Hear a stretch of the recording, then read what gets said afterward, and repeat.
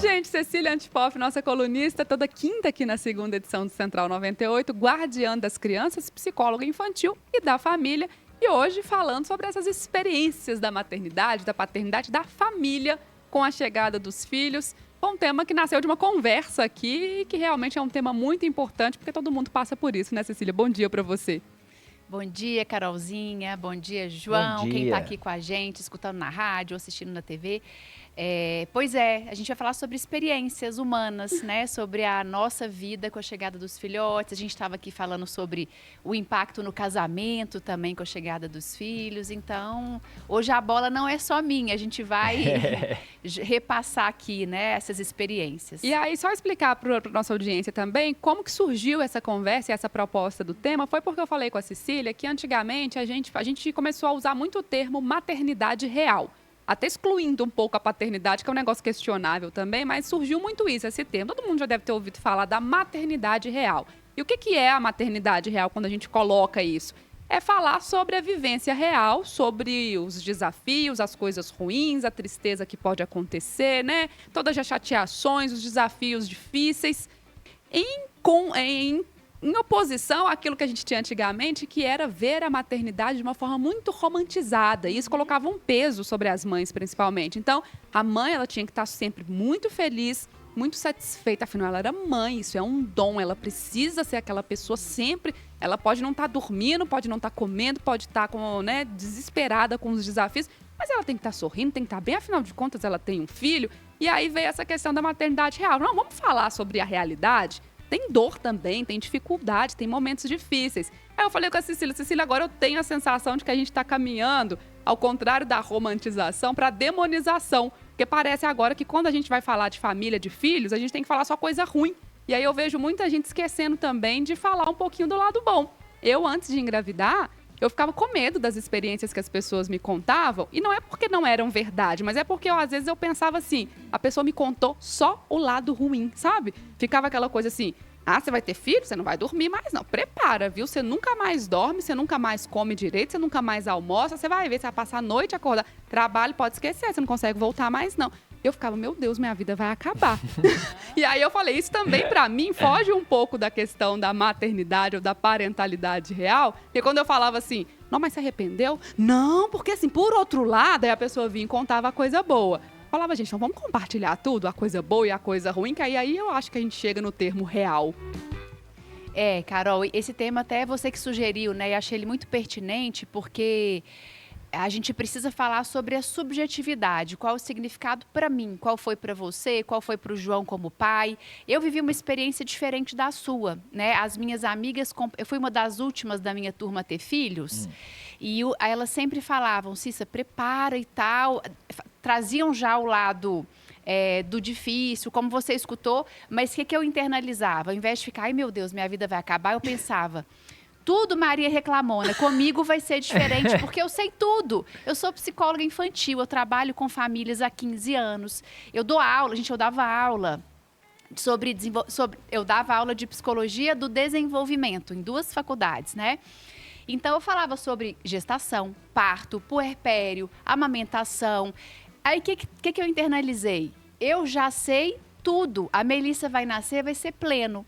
A Mel, minha gravidez foi plena, eu fazia atividade física, eu nadava, eu fazia musculação, yoga, meditava, entoava mantra antes de dormir. A Mel nasceu num parto natural, na água, na banheira, luzinha azul, musiquinha, o Tiago do lado cortou o cordão umbilical. E aí eu lembro que quando o doutor Emerson Mangione me entregou a Mel no meu colo, né, que ele pegou e me entregou, ele olhou para mim e falou assim, Cecília, agora começa, né? Eu lembro que eu olhei para ele com uma cara de desdém, como quem diz, como assim? Já nasceu, porque a minha preocupação era assim, o parto, porque depois que nascer vai ser pleno. E a bichinha, na primeira noite da madrugada, ela já me mostrou que, mamãe, você não sabe tudo, você não tem controle. Ela chorou a madrugada inteira. Na primeira noite, os meus 2 peitos feridos já. E eu assim... Aí eu lembro que a enfermeira entrou. Eu falei, você me ajuda? Ela não para de chorar. E o Tiago também não conseguia acalmá-la. Aí a enfermeira falou, não, mamãe, agora são vocês. E aí eu olhei para ela Então, assim, e foi muito impactante para mim o meu puerpério, né? Muito impactante. Eu lembro, a Mel não tinha 5 dias de vida, eu sentei com a minha mãe no sofá da sala, falei, mãe, chorando, tá? Copiosa, eu acho que eu acabei com a minha vida, porque no nível de estresse, de angústia, 5 dias sem dormir, eu nunca tinha vivido isso na vida. E, obviamente, a gente vai ali se ajustando, entendendo, né? Fazendo toda uma construção. Mas essa pauta, né, Carol, ela é muito importante, porque cada um tem uma experiência. Sim. E eu não posso levantar a bandeira de que, gente, vai ser dificílimo. Não, cada um vai ter a sua. A gente precisa se abrir. Peraí, deixa eu entender como é que está sendo isso para mim. Para você foi super leve, né? Eu lembro que você chegava aqui pleníssima e contando as coisas. Meu Deus, eu ia trabalhar na época do fim da minha licença, eu ia para a faculdade chorando. O que eu tô fazendo? E a Carol toda felizona aqui. É engraçado que eu acho que eu me preparei tanto pro cenário de guerra que eu falei, vai ser o caos, né? Eu não vou dormir porque eu até comentava com os meninos, assim, até que João, o Lucas, Raj, passavam muito lado da experiência positiva, mas eu acho que eu, como já tinha um certo medo Sim. de falar, meu Deus, será que eu vou saber cuidar? Eu era aquela pessoa que eu não tinha muito contato com crianças, então eu não sabia nem os cuidados mínimos, sabe? Sabia dar um banho, sabia trocar a fralda. Eu falava, meu Deus, e se eu não der conta de fazer isso? Então eu acho que eu fui muito preparada para um cenário caótico, tipo, vou ficar acordada à noite. E meu parto foi muito parecido com o seu, inclusive, uma experiência de gestação e parto, né? Mas depois, assim, até hoje, não perdi noite de sono com Maria Clara. Então, é uma coisa que realmente, ela não teve cólica. Então, assim, foi realmente uma coisa que eu fui me surpreendendo e falando, gente, não é aquela dificuldade toda que eu esperei, porque eu tava, de fato, esperando um cenário muito caótico. E eu vejo, e eu sempre, né, do meu lado, né, quando eu conversava muito com a Carol e tudo, eu sempre falo, não é tão, né, não é só alegrias, mas também não é só tristeza. Eu acho que a gente, no meu ponto de vista, viu, Cissa, Carol, tem que ter o equilíbrio. Até para você estar preparado para o que vai vir pela frente. Né? Porque quando você, né, como você contou, Cissa, você chega, deixa de lado ali, não, eu sei de tudo, né? Aí, mas casa de ferreiro, espelho de pau, né? Você chega ali e acha que, pô, já sou, vou contar, por exemplo, eu, né, como pai, eu já sou pai de 2, né? E achei, pô, quando veio Estelinha, eu falei, vai ser mais tranquilo e tudo, e pelo contrário, a gente vê que tem muito mais desafios do que com o primeiro filho. Então, o que eu vejo... E tem gente que já acha que é o oposto, acha que o segundo é muito mais fácil, né? Tranquilo, Pra assim. mim foi o contrário, o Ian chegou o segundo, foi muito mais tranquilo, né? Tá vendo como que é? E aí, assim, isso é interessante isso porque qual que é a forma da gente tratar esse assunto? É você contar realmente, ser aberto, né? Falar, não, tem as alegrias, mas tem isso, aquilo, não exagerando, né? No meu ponto de vista, eu sempre gosto do equilíbrio. Mas... isso, né, desse sofrimento está na própria pessoa ou nas outras pessoas que tratam o assunto de uma forma, vamos dizer, entre aspas, às vezes equivocada? Joia, adorei, João. Primeiro ponto, né, que o ser humano ele precisa compartilhar. Faz parte da nossa forma de existir, falar da nossa vivência, falar da nossa experiência, desabafar, contar. O que eu acho importante quando a gente está conversando com quem está se preparando para o filho, por exemplo, né? Olha, a minha experiência foi assim. Por exemplo, parto. Tem gente que fala de parto como uma coisa traumática. Para mim, os meus 2 partos foram os momentos mais potentes e deliciosos da minha existência. Eu queria ter uns 10 partos. Pelo parto eu teria 10. Teve um dia que eu encontrei com o Dr. Emerson, eu falei, eu não queria o 3º filho não, mas o 3º parto eu viveria feliz. Eu também. E olha só, essa é a minha experiência. Agora, puerpério. O da Carol foi plenitude. Sim. O meu primeiro foi muito, muito desafiante. E eu acho que tem alguns elementos da própria subjetividade da pessoa ali que podem interferir. Que eu vejo tanto fazendo a leitura da minha vivência, quanto das mães que eu escuto quando me relatam um puerpério muito difícil. Primeiro que algumas pessoas vivem a depressão pós-parto, né? E isso é uma realidade, não é frescura, não é mimimi, então isso aí pode impactar de uma forma muito intensa. Não foi o meu caso, mas tem outros elementos. Por exemplo, eu, Cecília, tinha um nível de autocobrança em relação a mim mesma altíssimo, e muitas mães às vezes têm. Olha, se eu sou psicóloga infantil, professora de desenvolvimento infantil, se eu oriento famílias há 15 anos eu tenho que saber tudo. Então, a Mel nasceu, eu estava muito conectada com o mental. E eu escuto isso muito de profissionais da área da saúde, que trabalham com mães e crianças. Cecília, eu vivi a mesma coisa. Né? A pediatra dos meus filhos, a Letícia Rubim, ela fala isso também, eu morro de rir dela falando. Eu achei que eu ia chegar de Ferrari na maternidade. E, de repente, eu me vi a pé ali aos frangalhos, porque... então, isso impacta. E uma outra coisa também, pessoas que têm um perfil muito controlador, né? Assim, por exemplo, eu tenho esse perfil eu organizo, antes da Mel nascer, a minha rotina da semana era organizada de segunda a sexta, e era um checklist que eu tinha que cumprir, que eu tinha que organizar. O filho chega e você não sabe se você vai conseguir lavar o cabelo. Eu vivi isso, então isso me desorganizou também. Mas o que eu acho importante trazer para o nosso papo aqui, né? Para quem está nos escutando.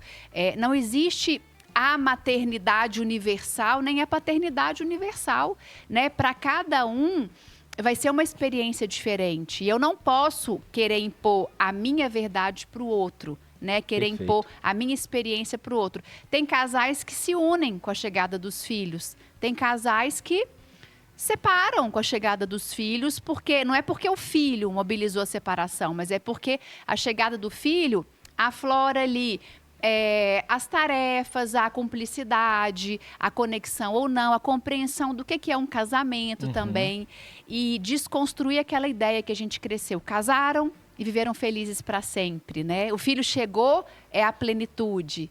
Nem sempre é. Cecília Antipoff, guardiã das crianças, continua aqui com a gente falando hoje sobre nossas experiências reais de maternidade, de paternidade, parentalidade com a chegada dos filhos. E ela falando ali alguns itens no último bloco que fazem diferença nessa percepção que a gente tem dos desafios, se foi leve, se foi difícil. Falei que ia acrescentar mais um item na lista aqui. Coloco a rede de apoio, Cecília, que para mim também faz muita diferença. Quando todo mundo fala, nossa, mas você foi mãe, você ficou muito tranquila, né? Você não entrou em desespero, você não surtou.